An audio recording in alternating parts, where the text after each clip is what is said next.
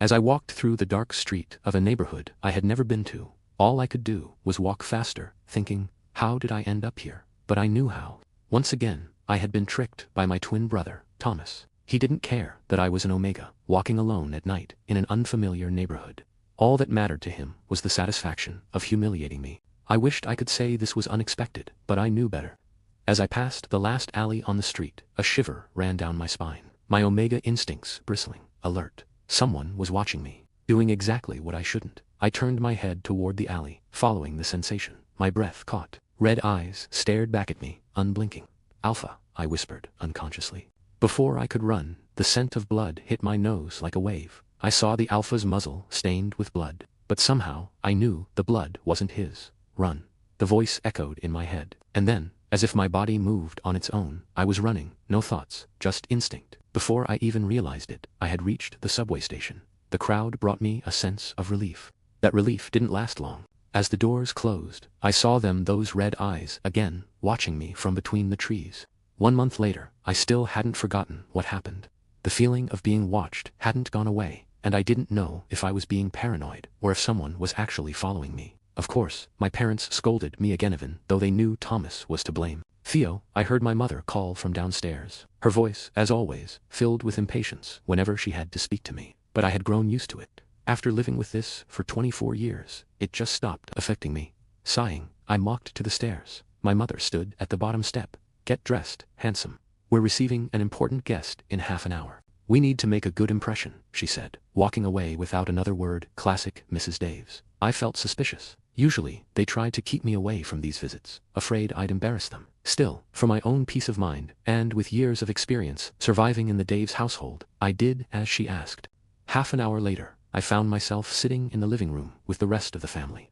My parents sat beside Thomas, presenting a united front. There was no room for me on that side, so I quietly took a seat on the opposite end, waiting in silence as the butler announced our guest. When I saw who walked through the door, I instantly became hyper-aware of myself. It was Liam Tenrrier, head of the Tenrrier family and CEO of Tenrrier Industries. His family had a legacy spanning over 100 years, producing strong alpha heirs and revolutionary Omegas. They were the elite of the elite. What was he doing here? The Daves family was wealthy, sure, but we were third-generation rich. I had to admit, my father had expanded the family business a great deal, but enough to catch the attention of the Tenrriers. I doubted it. After the proper introductions, I tried to stay as calm as possible, but it was difficult when Liam decided to sit next to me, his earthy and strong smell of alcohol unconsciously making my Omega want to submit. I caught a glimpse of my parents exchanging glances, looking slightly worried, before they looked at Thomas. How we had talked before, Liam began, breaking the silence. I blinked in surprise, looking at my parents. Thomas didn't seem surprised at all. Clear, I thought bitterly. Only I am not aware of the family's situations. I'm interested in the project of building the mall, Liam continued. It would be a great project, which when right, will benefit both families. Now that said, I want you to clarify what was said in our previous conversation. What proposal beyond this is there? My parents exchanged wary glances, my mother grabbing Thomas's hand. I saw Thomas swallowing, clearly nervous. My father cleared his throat. I don't know if it's true, but there have been some rumors in the industry. My father started cautiously, that you have been looking for a partner, Omega, preferably male, and well, my son Theodore will be 25 years old this year. My heart plummeted. I fought with all my might and years of etiquette classes to stop my sour smell of fear and anxiety from spreading around the place. Were they really offering me as a bargaining chip to win a business? In addition to the fact that at no time did they talk about it with me. But I knew why. They thought that if they told me before, I would run away. I almost wanted to laugh in despair. I stared blankly at where they were sitting on the other side of the couch. My mother was shaking Thomas's hand tightly, and Thomas also looked nervous. I knew why. For the same reason I knew why my father didn't mention 2 Omega sons. He would never offer his beloved Omega son Thomas in such an abrupt transaction, other than the fact that everyone knew the Tenrrier family was the elite. But whoever married into it had to earn their place there, especially the Omegas. With their tradition of having extraordinary Omegas, they had no room for useless. The family was brutal, and Liam's mother was known to be the strictest Omega boss of his legacy. A few years ago, it made headlines in the newspaper that she made one of her nephews divorce just 7 days after the wedding, because his wife Omega did not know how to serve tea with the Tenrrier label to the elders. And my parents knew that, although they loved Thomas of all the classes, they gave him all his life. Thomas knew how to socialize. He knew how to charm the rich, especially alphas, but he couldn't follow the rules of the nobility. They knew that if it was him and God, they wanted it to be him. Imagine your son being the Omega boss of the Tenrrier family.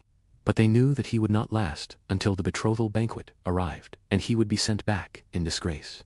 But I was disposable.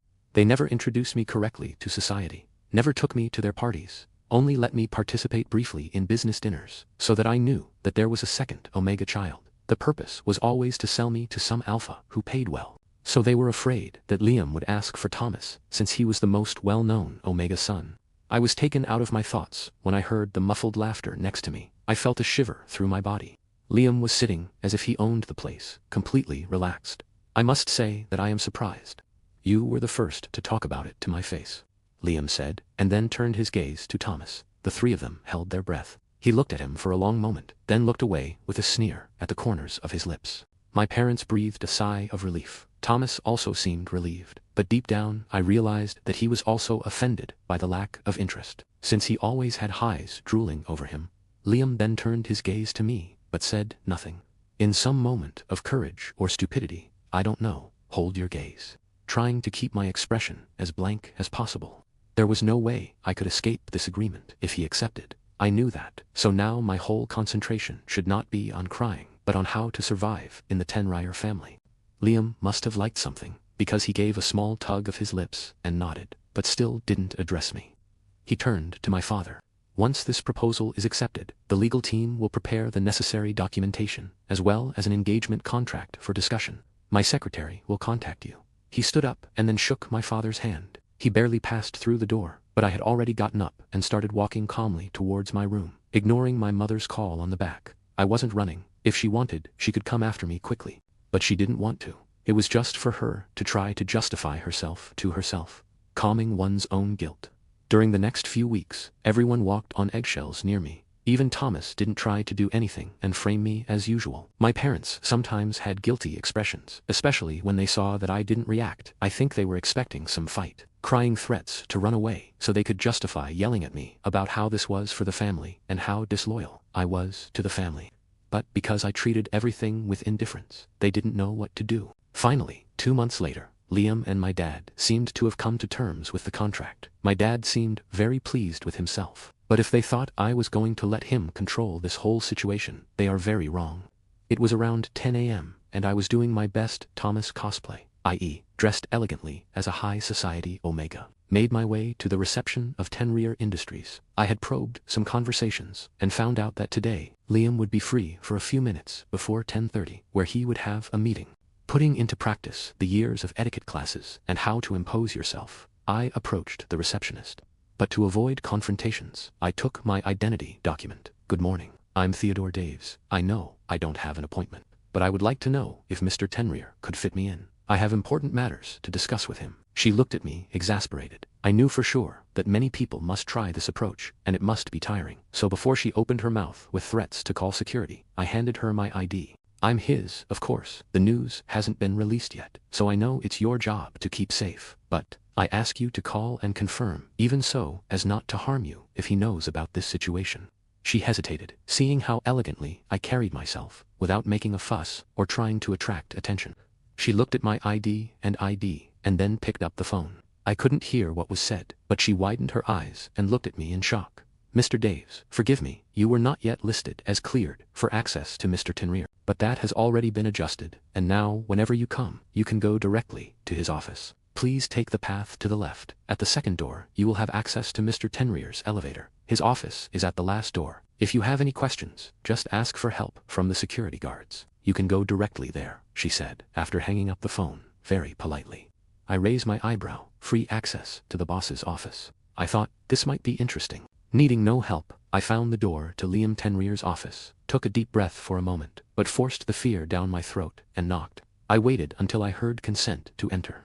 Liam looked beautiful as ever, his perfect face even brighter with the sunlight shining through the large windows. He was wearing an elegant navy blue suit, the office completely taken over by his earthy smell. He looked up from the papers in his hands. When he saw me, his gaze examined me from top to bottom. I fought with all my strength not to blush, but I still felt my face warm up slightly. "He should notice you." If the slight smile on his lips was a sign, "Mr. Daves," he said, his voice silky. "What a surprise. I didn't think you'd look for me before the engagement feast." The insinuation was obvious. He must be thinking that I came at the behest of the family to seduce him. "Good morning, Mr. Tenrrier." I started gathering the courage to continue. "Quite the contrary. Now is the time for me to look for him. I would like to renegotiate the clauses of our engagement contract." I spoke in one breath. His eyebrows raised in surprise, but an interested look appeared on his handsome face. "Well, sit then," he said, after a moment of silence. He opened a drawer, pulling out a brown envelope. He handed the previous contract into my hands, and said nothing when he saw me looking at what he had written there. I couldn't help but let out a laugh of derision. No surprise then. My father really tried to put all possible clauses so that if I was expelled from the Tenrrier family, the Daves family would not be harmed and he still gets his share of the money. There was no clause that protected me in the slightest. "I want this contract to be cancelled, and the new one to be written by you and me," I said firmly, any previous doubts fading from my mind. "I am 24 years old. I am of legal age, and with nothing to justify my father signing a contract on my behalf. Besides, these clauses are absurd according to the Omega protection law. If you insist on continuing with this contract proposed by my father, then I will report both of you to the police." I held his gaze as he stared at me intensely. I was surprised then when a smile, this time a real one, appeared on his face, a look of approval in his eyes. "I'm impressed," Liam said, leaning back in his chair with a satisfied air, his fingers clasped in front of his face. "Really, Theodore, you're not the kind of Omega you imagine when you think of spoiled heirs. That's it, ... It's good." He made a gesture with his hand, indicating the chair in front of me. I sat up, keeping my posture steady, but my heart pounded inside my chest. Facing Liam Tenrrier head-on, without backing down, was harder than I expected, not out of fear, but because of the gravitational pull he exhaled. "I read that contract carefully when it was sent to me," he continued. "I found it ... offensively advantageous to his father. I confess that I didn't expect you to show up to renegotiate, much less with such courage." He smiled again, with something close to admiration. But I must say that I liked the surprise. I remained silent for a few seconds, measuring my words.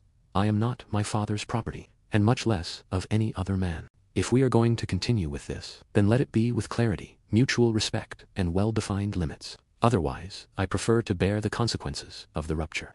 Liam leaned forward, his brown eyes darkening with something I couldn't fully decipher. "Are you proposing me a contract on an equal footing?" he asked, his voice low, almost defiant. "An Omega demanding equality in the power game between families. It is not a request, Mr. Tenrrier. It is a condition." A brief silence fell over us, heavy but not uncomfortable. He seemed to be analyzing everything, perhaps trying to understand how far I was willing to go. Finally, he got up, walked to a small cellar in the corner of the office, and poured 2 glasses of ice water. "No alcoholic beverages in negotiations," he said, as he held out one of the glasses to me. "And no unilateral contracts either. Let's start from scratch, Mr. Daves." The way he pronounced my last name gave me goosebumps, not for authority, but for something deeper, more personal. I picked up the glass and took a sip before answering. "I believe it will be a pleasure to do business with you, Mr. Tenrrier." He raised his glass in a small silent toast, and I followed him. And it was there, in that simple gesture, that I realized that maybe, just maybe, things were beginning to change. Not only among families, but between the two of us too. I walked out of Liam's office with the soft sound of the door closing behind me, and for the first time in months, I felt ... lightweight, as if I was finally taking the reins of my life. The well-groomed soles of my shoes thumped firmly against the smooth marble of Tenrrier Industries' reserved hallway, and I allowed myself a small smile of victory. Against all odds, I had not only stood up to Liam, but I had also achieved something solid. A deal that finally included me as a subject rather than as a bargaining chip. As I descended in the private elevator, the newly drafted provisional contract in hand, I reread some of the clauses I had demanded in, which, surprisingly, Liam accepted with an almost satisfaction. First, I secured my right to complete my business administration degree. Of course, I had pursued in secret, funded by money I had quietly embezzled from the high society events my father forced me to attend. Now, it would no longer be a secret. I would not only have the diploma, but also the recognition that came with it. Second, we included a loyalty clause for both of us. In the event of betrayal, whether through an extramarital affair or, worse, a child out of wedlock, the divorce would be immediate, and the betrayed part would receive substantial financial compensation. The justice was clear. If we were to be spouses, then there must be respect, reciprocity. Third, I ensured I would receive shares in both Tenrrier Industries and the joint venture with the Daves Company. Not as a gift, but as part of the agreement, with my name listed as a partner and holding voting rights. I didn't want to be a mere ornament at the top of the food chain. I wanted power, and now I had it. Fourth, we agreed that any decisions regarding children would be made only after my graduation, and only if both parties were in favor. The clause was clear. The minimum would be 2 children, but only if mutually agreed upon. No heir-related obligations dumped on me as if my uterus were a corporate asset. In addition, I left with a small book. I could never afford to lose the Tenrrier family rulebook, which I would need to memorize and follow. I had suspected they had something like that. After all, they weren't foolish enough to expect a new spouse to instinctively know all their customs. So when I asked Liam about it, he gave me another approving look and handed it to me. The engagement banquet was in 2 months, and I urgently needed to start memorizing and practicing. When the elevator doors opened in the lobby, the receptionist straightened up upon seeing me, offering almost a smile, the same respectful expression she reserved for Liam himself. I smiled back, this time with genuine lightness. I had done it. As I stepped outside the building, the morning breeze brushing my face, I felt something different. It wasn't just relief, it was hope, perhaps, a quiet hope. Maybe this was an evil that came bearing good. In the weeks that followed, something unexpected began to happen. Liam, always so impersonal, almost mechanical, began to draw closer. Nothing sudden or obvious, but there was intention. It started with occasional lunches, then came discreet dinners in private restaurants, and then small gifts, not the kind given out of duty, but jewelry, thoughtful, personal pieces, a bracelet with white gold detailing that resembled olive branches, a ring with a teardrop-cut sapphire, an antique brooch redesigned to suit my style. Things I'd never have the courage to buy, but had always dreamed of creating once I had my own studio. He knew, Liam knew about my dreams, and that unsettled me. News of our growing closeness spread quickly among the Daves family, as expected. Their surprise was almost comical. But the best reaction came from Thomas, my brother, the favorite, the golden child. He didn't say it out loud, but his lingering stares and sudden interest in speaking with me after years of indifference gave him away. He regretted it, and he was beginning to realize that maybe, just maybe, he had missed a chance. The day of the engagement banquet arrived. The Tenrrier mansion was plated in gold and silver, with crystal chandeliers reflecting light onto exotic, discreetly luxurious floral arrangements. Hundreds of elite guests were present: politicians, business magnates, heirs, and matriarchs of families that shaped the national economy. And I walked into that room as if I had been born for it. Liam wore a tailored suit with fine, near-invisible embroidery on the lapels. His hair was styled with precision, posture flawless. I greeted everyone with the appropriate degree of reverence, answered questions with elegance, smiled just enough, followed all the rules in the book, and added a personal touch of my own. And then came the moment no one expected. During the brief speech from the Tenrrier matriarch, Liam's mother, a notoriously austere woman with little tolerance for sentiment, I asked to speak. I stepped forward calmly, and under the gaze of all those present, handed her a velvet box. As she opened it, her eyes widened, and the entire room fell silent. Inside lay a carved jade necklace, with a circular pendant adorned with floral details. The piece had belonged to her great-grandmother, sold more than 40 years ago to cover a quiet crisis the family had never publicly acknowledged. I had tracked it down, purchased it, and restored it, using techniques I had studied in my spare time. It was a gift, of course, but it was also a message. I'm not just here to be part of this family, Mrs. Tenrrier. I'm here to honor it. The woman, known for her coldness, even at funerals, teared up. She didn't cry, but it was enough. Standing beside me, Liam gently placed a hand on my waist. His eyes locked on mine, with an expression I still couldn't decipher. The days following the banquet were a quiet parade of speculative looks and veiled conversations. It didn't take long for the Daves family to approach, feigning familial interest. Seated in the great hall of the house, with glasses of sparkling wine and strategically friendly smiles, my uncles, cousins, even my mother, began asking questions with barely concealed curiosity. You really mastered the Tenrrier etiquette, dear. Where did you learn all of that? That necklace, ... How did you find it and restore it? That kind of work requires serious connections. And Liam, ... He seemed, if I may say, proud of you. How did you manage that? Have you two been spending a lot of time together? I just smiled, elegant, polite, empty. I replied with vague generalities, deflecting naturally and artfully. In the eyes of everyone present, I was still the same well-mannered Theo, as always, yet without giving away a single concrete answer.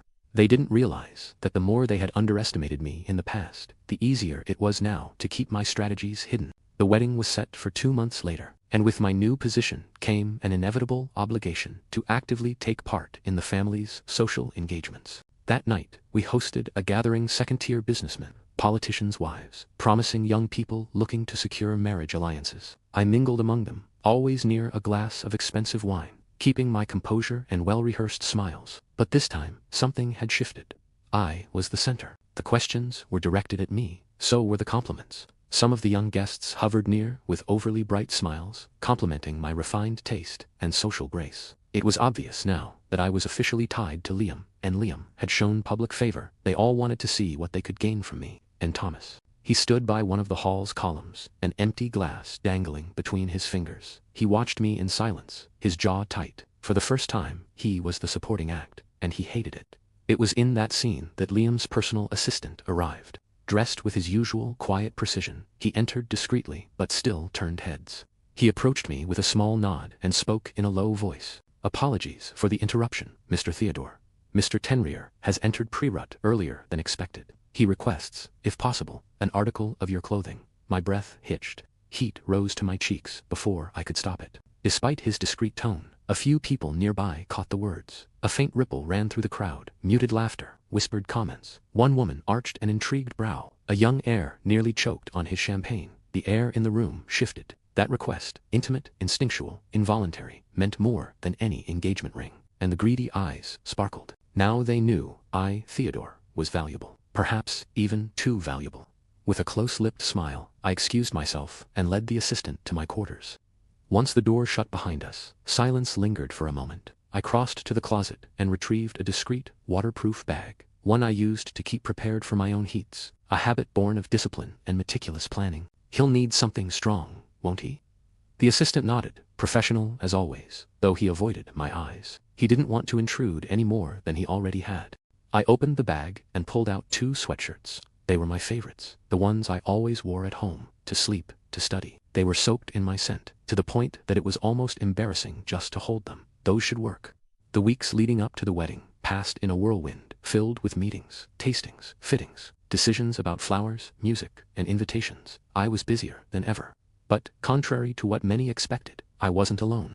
The matriarch of the Tenrrier family, an Omega with impeccable posture and eyes that seemed to see straight through your soul, personally took over the supervision of the preparations. The same woman who had remained emotionally distant during the weddings of her other 2 children now sat beside me, reviewing fabric samples, debating table arrangements, and suggesting wines with a subtle gleam in her eye. "You have good taste, Theodore, and a keen eye for aesthetics. This will be an event worthy of the Tenrrier name." The words were spoken calmly, but the message was clear. She accepted it, not as an obligation, but as something of her own, a choice. Thanks to the unwavering presence of the boss Omega, I also accomplished something I had never thought possible, keeping my own mother from taking over. Mrs. Daves's attempts to impose outdated traditions, like those old-fashioned dresses that male Omegas used to be forced into, along with her suggestions of decadent buffets and dreadful music, were swiftly and mercilessly cut down by Liam and his mother. And I, with polished elegance, was steadily carving out my space.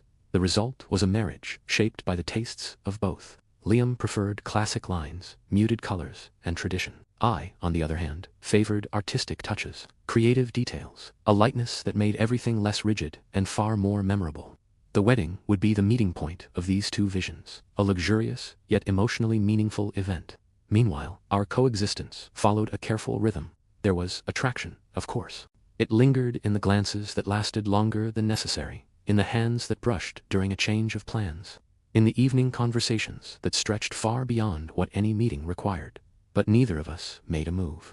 We were discovering something rare, a space that was safe, light, and quietly intimate. A relationship free of pressure, with no expectations of immediate passion or forced closeness. And the more the world around us tried to rush things, asking if we had slept together, if there would be children soon, if the Tenrriers required consummation before the wedding, the more we retreated into our own quiet bubble. Liam was patient, always respectful. Even during his pre-rut, he had never once pushed boundaries. And so, I began to allow myself to relax in his presence, to enjoy our conversations, his quiet intelligence, the way he listened, truly listened, as if every word I said mattered. The wedding was a national event, literally, the next day. My face was everywhere in the headlines. Theo Daves seals union with Tenrrier heir. Wedding of the year blends power, beauty, and business strategy. Common Omega wins the elite's most coveted alpha.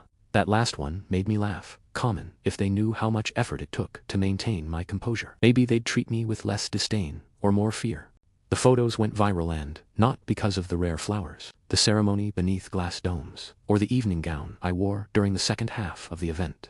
It was because of the way Liam looked at me, as if I were the only thing that existed in the world. A calm, possessive gaze, filled with something I didn't quite understand, but that everyone else certainly noticed. The single Omegas hated me in silence, and some not so silently.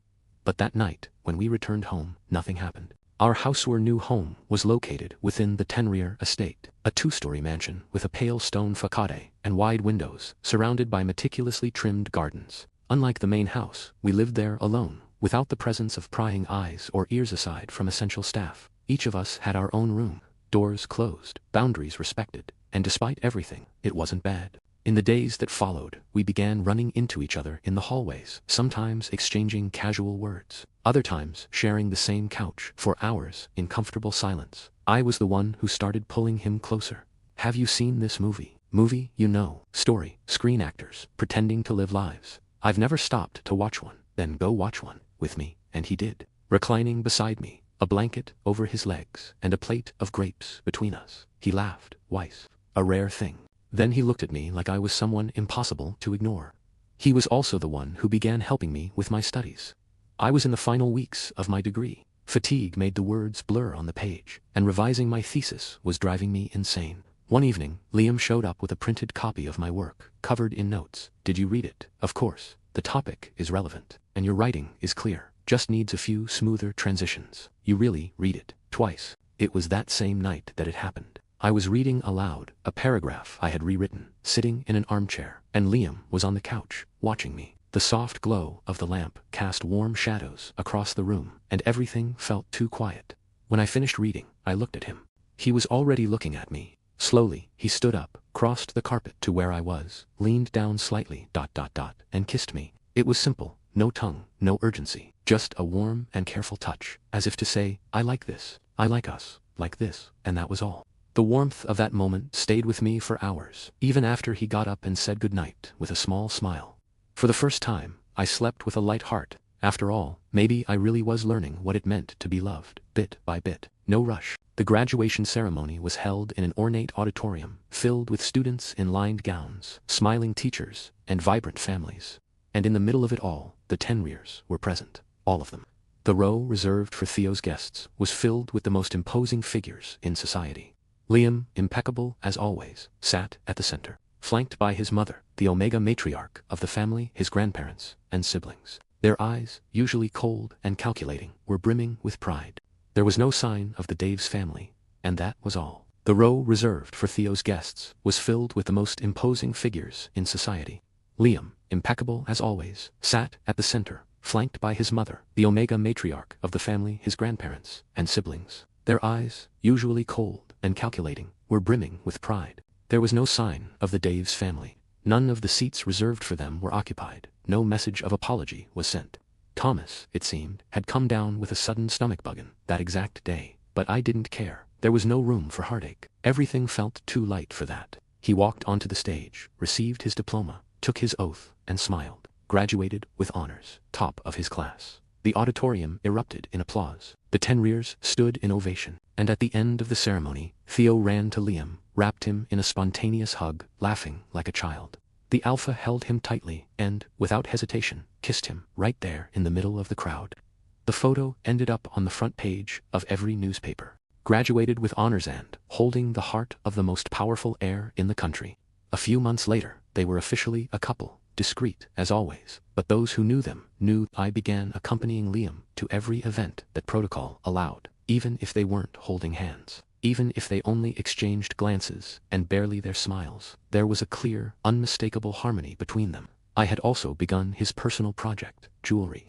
I knew I wouldn't have time to run a company not while training directly under my mother-in-law to one day take over as Omega boss. In addition, I was now also managing the finances of the Tenrrier household, with access to confidential information, working alongside accountants and personal financial analysts. So I found an elegant solution: freelance work. I accepted exclusive commissions for custom-designed pieces from high society. I never took on more than 3 at a time. It caused a stir. The most influential Omegas competed for a spot to own a piece designed by me. There were waiting lists, subtle bribes, even forced friendships. Our 2-year wedding anniversary was approaching. There had been a few formal meetings. Cordial, yes, but lacking depth. My parents didn't seem to know how to deal with a son who now walked among powerful alphas, who spoke as an equal to the Tenrrier matriarch, and who was now, in everyone's eyes, a true partner to Liam. There had been a few formal meetings. Cordial, yes, but lacking depth. My parents didn't seem to know how to deal with a son who now walked among powerful alphas, who spoke as an equal to the Tenrrier matriarch, and who was now, in everyone's eyes, a true partner to Liam. And over time, I accepted that. I stopped trying. My mother-in-law, the formidable Omega matriarch, would smile at him at home, guide him patiently, and even step in when certain demands began to overwhelm his schedule. His brothers and sisters-in-law treated him as an equal, sometimes even as a confidant. And Liam's grandparents, the grandparents. They spoiled him with gifts from their travels, his favorite sweets, and endless affection. Liam's grandmother once said, "If I were younger, I'd have fought my grandson for you." I laugh, but deep down, it healed something in me. I was so happy, which is why I felt a twinge of fear when I unexpectedly ran into Thomas's group of friends. It was an upscale restaurant, notoriously hard to get a reservation at, but I had booked its largest and most exclusive room. It was our wedding anniversary, and me and Liam wanted to celebrate with the family. Thomas's group was the same as ever, pampered heirs who behaved as if they owned the world. They were loitering near the private room, trying to sneak a peek inside. "Excuse me," I said, making them all jump and turn toward me. "This is a private reservation. I'll have to ask you to leave," I spoke firmly, giving no room for argument. Thomas stood further back in the group, looking like he didn't want to be there, which didn't surprise me. Thomas could be many things, but he loved the Daves family legacy too much to risk tarnishing it. He always avoided anything that could bring shame to the name. When they saw it was me, their postures shifted, their expressions settling into that familiar superiority, the same one they wore when we were teenagers, and they used to try to bully me. "Theodore," said one of them, an alpha, eyeing me up and down, "you've grown up." The comment was met with silence. One of the Omegas, clinging to the alpha's arm, glared at me with clear irritation. "I don't see any difference," he said, his voice dripping with malice. "He's still the same Theodore Daves, as always," letting out a slight, elegant, and cold laugh, causing everyone to bristle. "Darling," I began, a light purr in my voice. "Is it possible your memory is that poor? I know it's been 2 years, but it's in the newspapers every day." I spoke with deliberate provocation. "Allow me to refresh your memory. It's Theodore Tenrrier." I delivered the final words with an icy tone, just as familiar arms encircled his waist from behind. "But my Omega is in the news daily. It's hard to believe they don't know that, my love," Liam whispered close to his ear, his gaze fixed on the group, his voice equally cold. They were taken aback, stammering incoherent excuses before hastily retreating. Thomas cast Theo a look he couldn't decipher. Once they vanished from sight, Liam and Theo exchanged glances, bursting into laughter. "Come on, my love, our family is waiting," Liam said, gently guiding him into the private room. I sat beside Liam, their fingers intertwined beneath the table, silent for a few minutes. His heart still raced from the unexpected hallway encounter. But the warmth of the surrounding eyes, the family that chose to love and be loved by him, offered comfort. Laughter filled the room, jokes exchanged among siblings. Liam's grandmother laughing heartily with a glass of wine, and his mother-in-law wearing a rare smile. You observed everything in silence, my eyes glistening. "Excuse me," my voice soft, yet commanding, causing immediate silence. Liam looked at him curiously. "I have a small announcement to make." Liam raised an eyebrow, puzzled. I retrieved a small dark blue velvet box from my blazer's inner pocket, and everyone held their breath, anticipating that I might present a piece of jewelry designed to someone at the table. But I turned to Liam. Liam accepted the box, still confused, and opened it carefully. Inside lay 3 thin, elegantly designed bracelets. One was tiny, so small it could barely fit an adult wrist. Perfectly engraved, it read in delicate letters, "Dad's Little Prince, Omega." For a moment, silence prevailed. Then Liam's eyes widened, tears welling up so quickly he could hardly react. He leaped to his feet, the chair scraping against the floor, and embraced me tightly, making me laugh and cry simultaneously. "Are you serious, Theo? Love, you, he whispered, his voice trembling. Really? Is it ours? I nodded, still smiling, eyes teary. Yes, it's ours, I found out this week. It's still early, but I laughed, sniffing. I wanted to share it in a special way. We hugged in the middle of the room, and no one in the family seemed to grasp what was happening until Liam's mother leaned over to get a better look at the box, narrowing her eyes suspiciously, and then, in a shout that even startled the restaurant's security guards, "I'm going to be a grandmother." The room erupted into chaos, everyone jumping up, rushing to congratulate the couple. I couldn't count how many hugs we received that night. My mother-in-law hugged both of us like never before. My brothers-in-law were crying with emotion. The grandparents couldn't stop smiling, and the name Tenrrier seemed to echo proudly throughout the room. The first male Omega in the Tenrrier family. A few weeks later, it was a pleasant afternoon, and sunlight streamed through the living room windows of the Tenrrier mansion, casting golden patches across the light carpet. I was resting in a comfortable armchair, dressed in a soft tunic that gently outlined his already noticeable belly.